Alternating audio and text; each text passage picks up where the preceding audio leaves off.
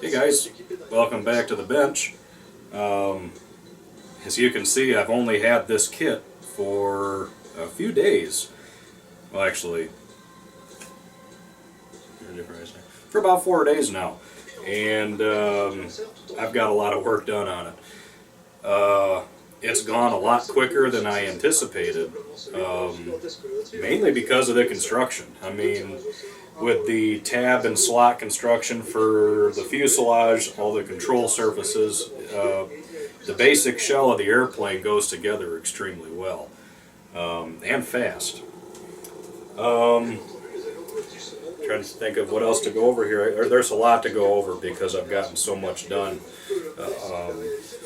since I did the first video on it.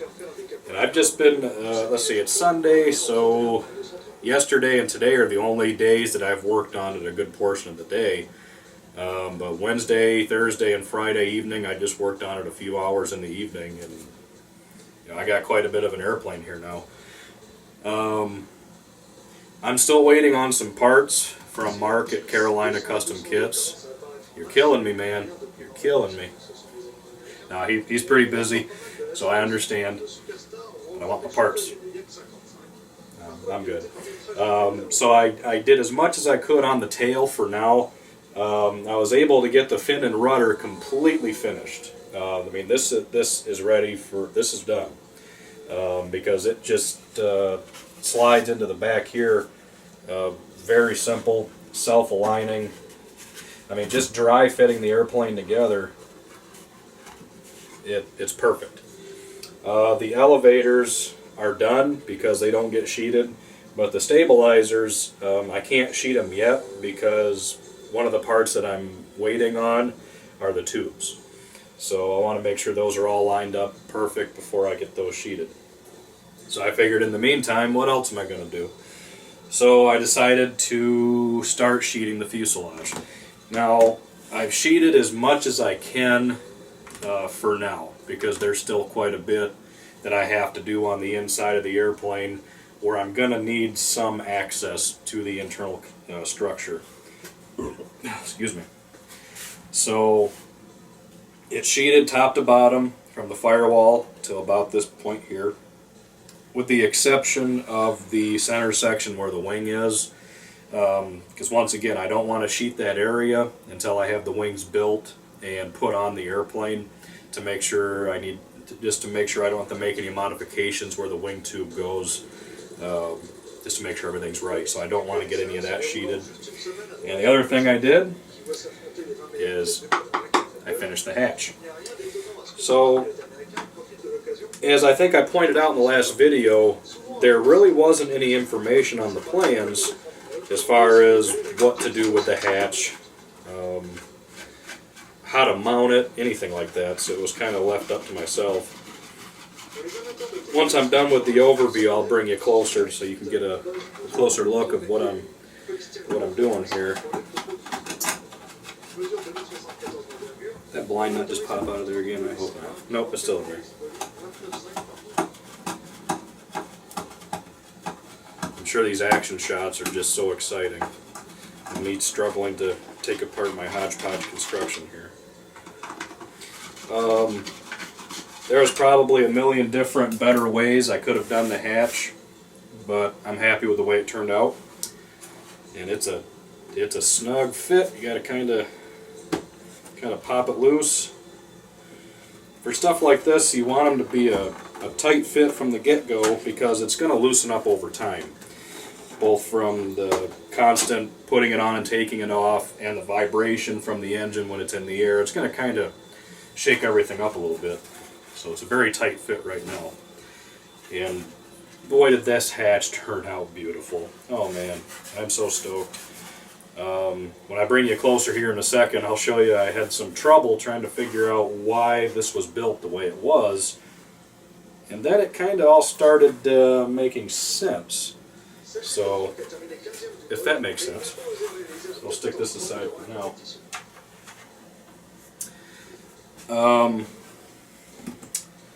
That's really about it for what I've done. I may start the wings here pretty soon, because I'm kind of at a standstill for now as far as what I'm going to do with the fuselage, so like I said, I really can't sheet it anymore because I need access to the back section of the fuselage. The center's no problem because it's all a removable hatch, so I can get in there. But I still have to figure out what I'm going to do for the elevator and rudder as far as the controls. I doubt I'm going to put servos in the back just because that's a lot of weight to put way back here. And I'm using a real lightweight engine, so it makes more sense to put the servos up in the front and run some, probably the Sullivan giant scale push rods out the back. But that's why I left this unsheeted for now, so I can run the push rod tubes, get them secured, and then I can finish sheeting the fuselage. You notice in the background, this is funny. As most of my longtime viewers know, when somebody's kind of being a dick and leaves nasty comments or just a not very polite comment, I usually comment back with something also not very nice. But one caught my eye the other day. I think it was my monocoat tutorial video that I did a while back when I was showing how to put the stripes on my quarter scale Cub. And somebody just commented and said, you know, thumbs down, crappy video. I'm going, really? And the reason for that is because I had my TV going in the background. Now, I always have my TV on down here, usually watching other YouTube channels for other subscribers that I support. And basically, he said, no, boo, thumbs down, couldn't, you know, too distracting. So not only now am I playing a video in the background, it's in French. I thought it was funny. So, this is an FYI. If you're going to leave me a crappy comment, I'm going to fight back, just so you know. Anyway, so I'm going to bring you up a little closer and we'll go over everything I've done so far. Hang on.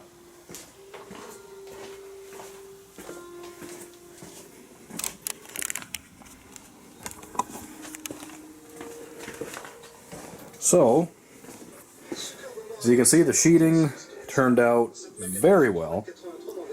And I sheet different than probably a lot of people do. And you'll notice when I get up close, there's a lot of individual pieces. You know, normally for this span right here, you get as long of pieces as you could, put all the pieces together, lay them on there. But that requires a lot of intricate measuring and cutting. And by the time you glue all your sheets together and make a template for what's going over the fuselage, you got to use wood glue. You can't use CA because of the large area. You'd never be able to get the wood on in time before it dries. I don't like doing it that way. I go on with smaller pieces, which is a little bit more tedious because there's so many pieces, there's so many joints. The joints have to be smooth or it's not going to look good, especially when you're covering with monocoat, which I'll be doing. But on the plus side, all these pieces are going on with CA. So yeah, like this piece right here, it's a small piece, but once I put it on, get it trimmed, glue it on, I'm done. So it works out very well. And one of the most common reasons you try not to sheet like this when you're covering an airplane with a film covering is because the covering does not look good once you put it over it. Because if you don't get these seams nice and smooth, it shows up through the covering. But as you can see here, I went ahead and just put some covering on the fuselage real quick just to see what it would look like. And as you can see, it looks just fine. Because as long as you're patient and you do it right, you won't have any problems.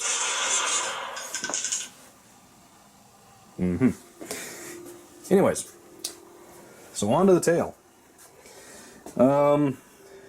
I have to be honest. I mean, I'm not paid to say anything is good or anything is bad. I say how it is. I had some issues with the rudder. And let me pop this bad boy out of there. Stand by. Now, as you can see, the way this rudder is designed, the fin is sheeted and the rudder is not.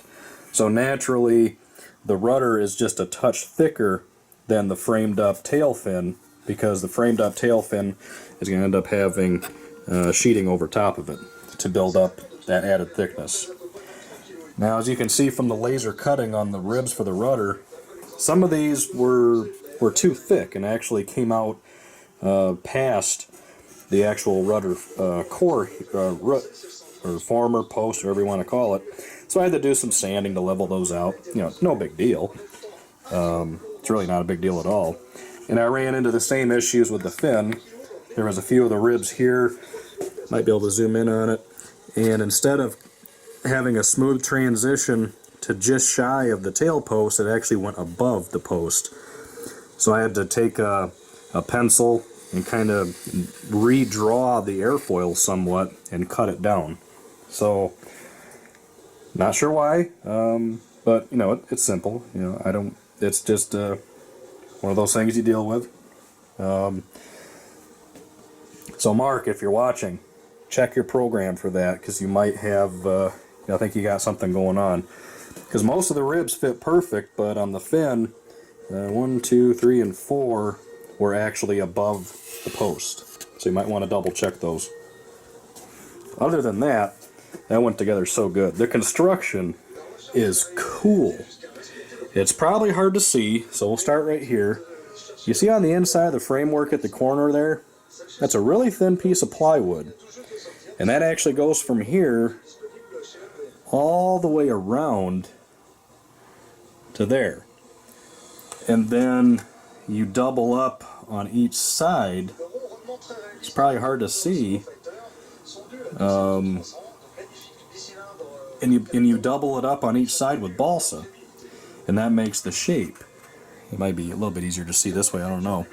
But it's really unique.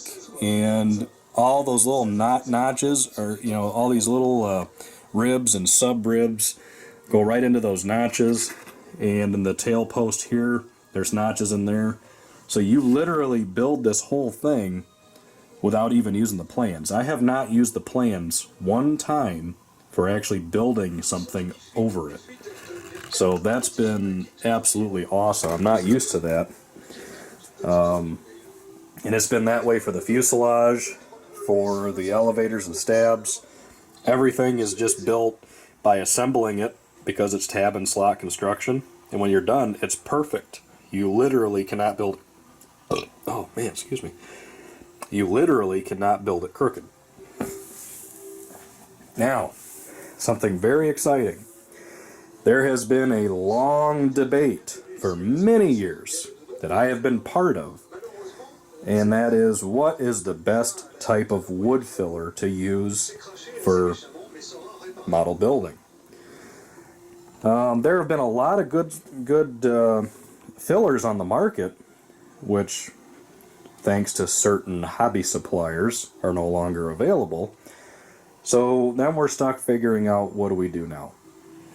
So there have been so many debates on what's the best, what's not. And when I'm building an airplane that's going to be glassed, then it's really not really that big a deal what you use.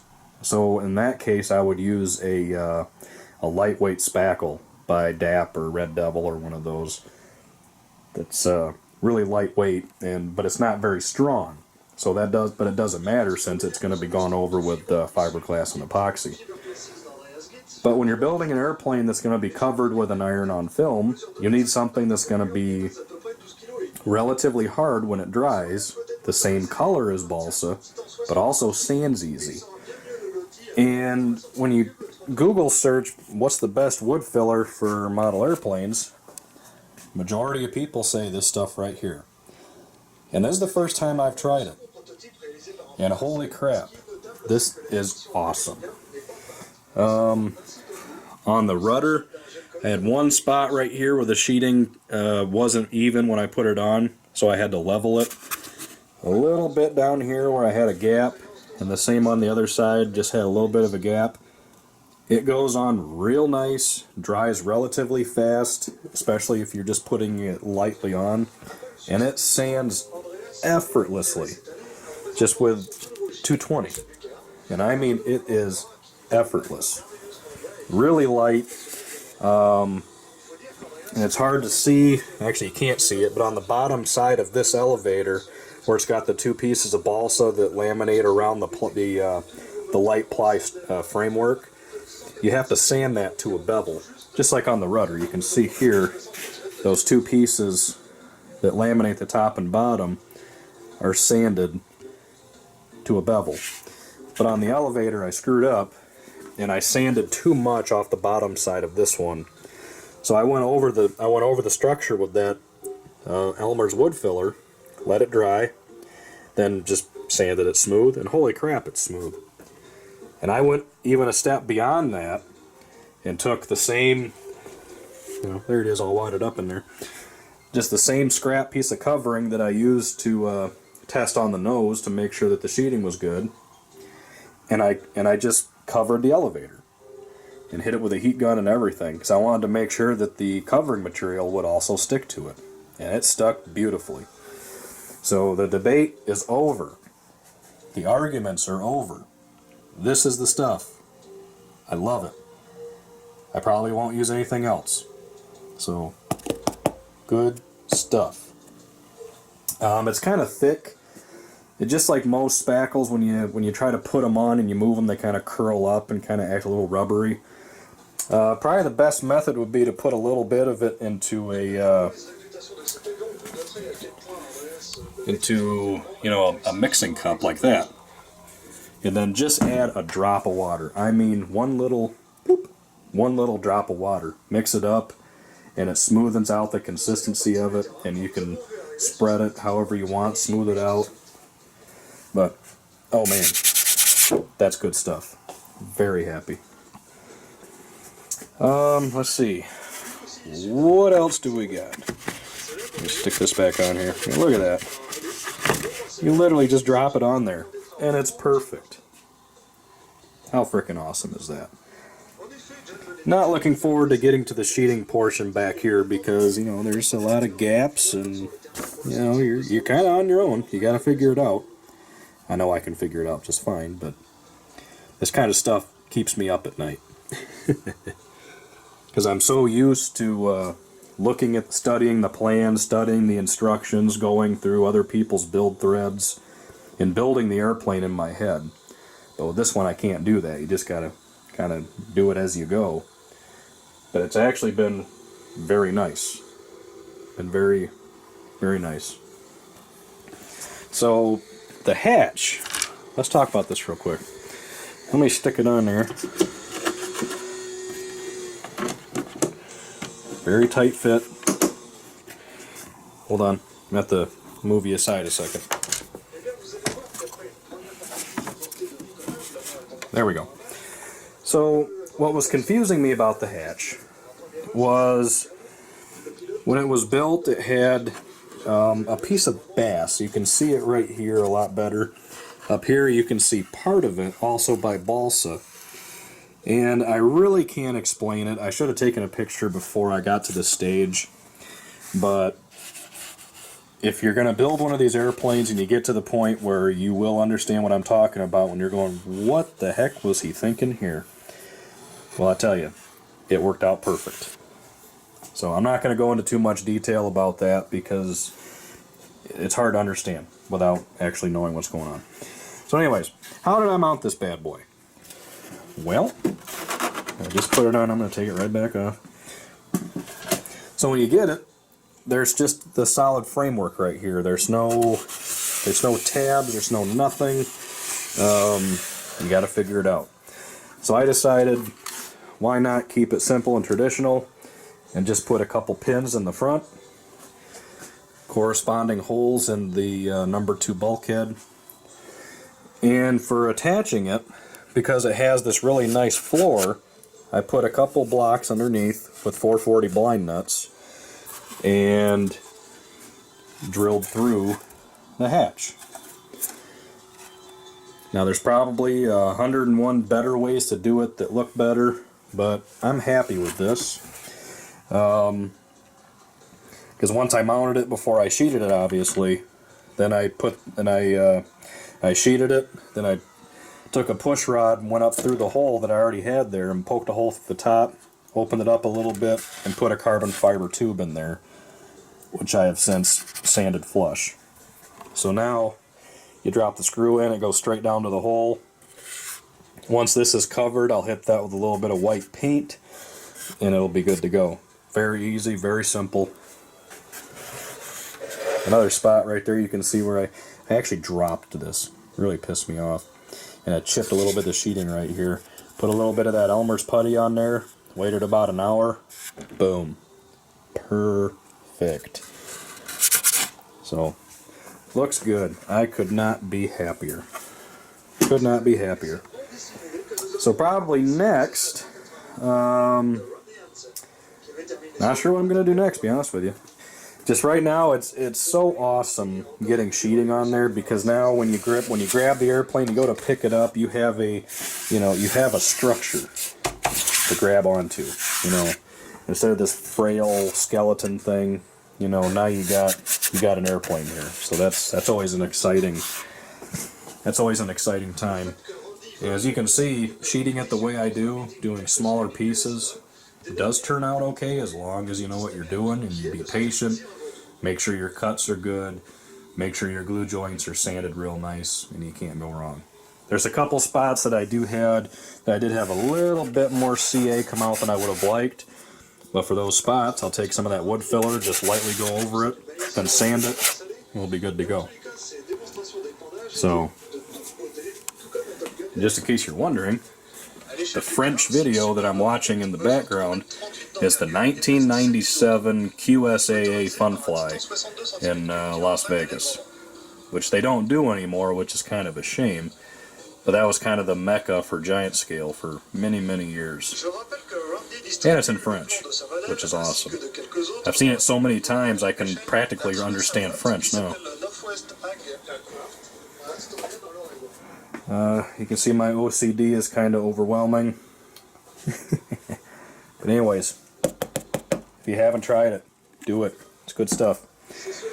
So I'm going to get some more work done on it. Hopefully within this next week I'm going to get the tubes so I can finish up the tail. I really don't want to start the wing until I'm pretty much done with the tail and sheeting the fuselage. But at this point, I can probably start the wings. We'll kind of see how I feel. I'll get everything cleaned up in here and start looking over the plans, and maybe I'll start building some wings, or maybe I'll take a break because I've gotten so much done on it in such a short period of time. But we shall see, and until the next time, later.